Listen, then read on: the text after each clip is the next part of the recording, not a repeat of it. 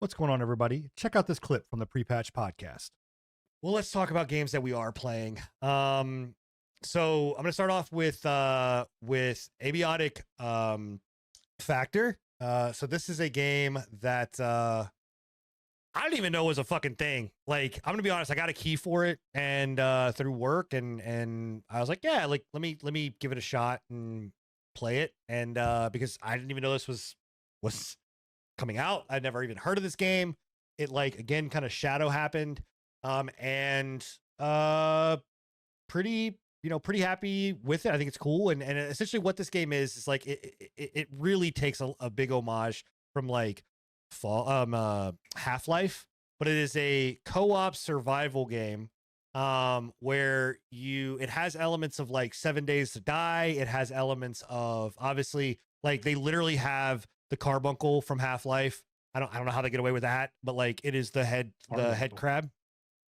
Yeah, like, it's called carbuncle in this like game. SCP as well. Yeah, kind of gives me SCP vibes. And then like I said, I think it said 7 Days to Die, where you have a character, you build said character the way you want, you give them certain things. Also Project Zomboid, right, where like you put points in your character, pick like a job for points. Yep. And, yeah, and then you kind of build them out. I'm gonna fast forward here to where we get into to the game, and then you start to just explore. And I'm playing, what you're seeing here is intern, like the deprived class for this game. Yeah, you have nothing.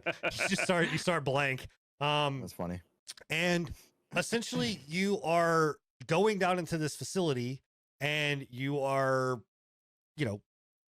crafting, finding items, like all of this kind of stuff, and building and just trying to kind of survive. So you're just like a worker who's like looting this place. And, like, trying to survive all the monsters and shit that outbreak. And like, you learn different. It's a kind of a fun concept. Yeah, I mean, you learn different I like, they're called ideas, but blueprints based on like what you do and what you pick up, and all this other kind of stuff. The voice lines in this game are comedic as shit. They're funny as hell. Like, people are like, when you're training, the guy that's training you is like, hey man, I'm training you today because, like,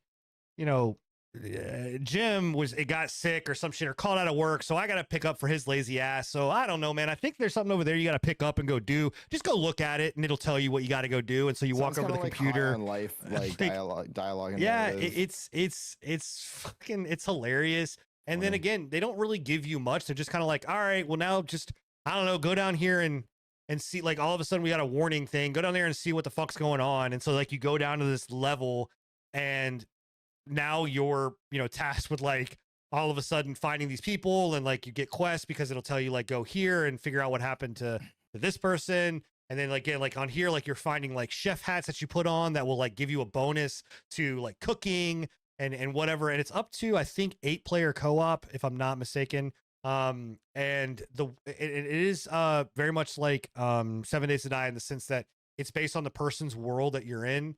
So it can't be always online. You have to, you play within the world that you're, so if I get off and I've got the server host in the game, the server goes down and it comes back based on those kind of things. But I don't know, man, it's just kind of fun. Like, it's not anything great, like, it's not anything crazy. But they do have, like, a very unique way that you build and power things. So you just saw there where, like, there was an actual power outlet. You have to go in and you will build, like, a crafting bench, and then you have to power said crafting bench by plugging it up to an actual power outlet. And then you have to, if you want to plug in more things, you have to build a power strip to then plug in more shit. Like, and it's just, I don't know. It's That's fun. An interesting way of going about that kind of stuff. I don't think it would necessarily be my taste, just because that seems like a bit too much monotony and like, yeah, it's just weird. Like, that seems like an odd time sinky type mechanic.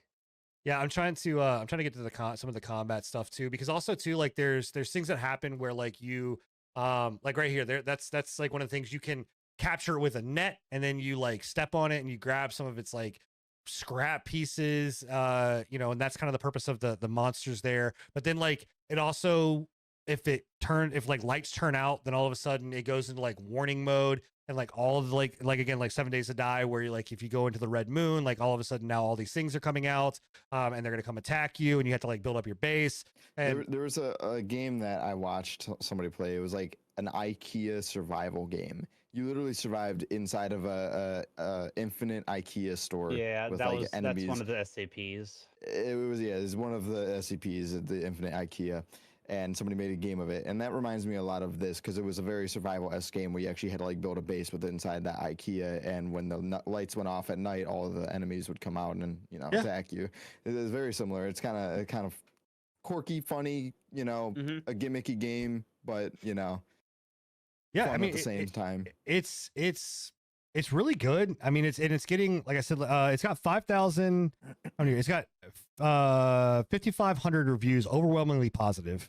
It's developed by Deep Field Games, published by PlayStack. It is an early access for $25.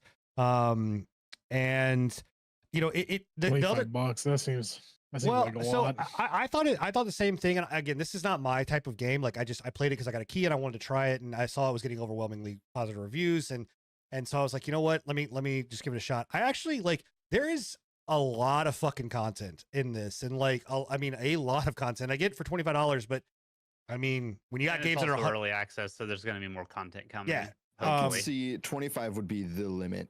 I think anything more, I would be hesitant, but I think I'd pay 25 for something like this product. Yeah, this was also, I think, Deep Field Games, if I'm not mistaken. Yeah, they also did. Hold on, did they do Core Keeper, or was Core Keeper done by the publisher? Give me one sec. Hello, Core Keeper. I'm just trying to. Core Keeper was done by Pugstorm and Fireshine Games, so that's not the same. But there is a bundle that you can get for $37 that actually comes with both, which I think is interesting. Is worth on that as well, because Core Keeper is an amazing game. Great. But I don't know, man. This is $22, not 25. I'm looking at it on Steam. $25. Yeah. They have it. They have it in a bundle right now with Core Keeper for $22. Maybe it's that's because you own Core Keeper. That's because I own Core. Okay, never mind. Yeah. So in any case, the game again. The other cool thing about this is that, which I do like, is that you can you take your items with you. So like if you want to move your base, it's as easy as just being like, hey, like deconstruct this, but it doesn't like break down everything. It just puts it in your pocket, and now it goes into your inventory. And so then if you want to move your base to a deeper level, so it gives you very much of like the, like, am I going to go down like another run and go harder? You can take all your shit with you. That's dope. I like that convenience. Yeah. So tired of being overweight in games. Yeah. And the other cool thing about that is that literally anything in the world you can store shit in. Like you can literally, like, you open up a cabinet, and I didn't realize this until later on. I was like, oh fuck, I can literally put shit in these cabinets. And sure enough, like you can just store shit in cabinets. Like if you wanted to, you, and again, and there are people, I've watched people play this, like you just saw, like it said like deconstruct. I deconstructed that lamp, and now it gave me an idea or a blueprint for how to make that lamp. And then also things that lamp needs. Like, you may have like a flashbang grenade that needs that lamp and whatever else to use it. So it really encourages you to like just try different things, deconstruct. But also I've watched people that literally do nothing but want to make like the dopest shed or like survival area place that they're gonna be, and like they've gone in and like put rugs and fucking like water coolers. Also, I'm like, okay, sure, man. If that's what you like, hey, have at it. Like it's pretty standard for survival games. Yeah. Well, again, this is not my genre. I just thought it was interesting. I mean, everyone's got their tastes in survival games. There are those like cosmetic type people who want to go for like the beauty aspect of the game. Needs your help. The whole being able to like store things in any container that you find. That's pretty much. I mean, 7 Days to Die has that. Zomboid has that same thing with like grabbing the lantern and everything like that. Yeah. So they took a lot of inspiration out of that. Yeah, for sure. But it's done really well. Not a bad thing. Yeah. Like So are we gonna label this a 7 Days to Die-esque? I'm going. Dude, I will drop. Like you already know I'm in the mood to punch somebody. Honestly, that Sin went back to 7 Days to Die after we left him at base all that time. He still came back. Oh shit! The game is good. Abiotic Factor. I recommend going and trying it out. If you are into with somebody else here? Yeah, so I was playing with Pika. We tried the online. Right. Worked perfectly fine. No issues, no hiccups, no nothing. Just literally, it worked. And it was a good time. Yeah, had a lot of fun. Hashtag Fallout 4. It just works. It just works. Yeah. Hey, I hope you guys enjoyed the patch notes. And if you want to join us live, we stream every single Thursday at 10:30 p.m. Eastern here on YouTube as well as on Twitch. Also, if you miss a show, you can always catch us at anchor.fm/Free Patch Podcast or wherever you listen to your podcast. Thank you, and I hope you enjoyed the show.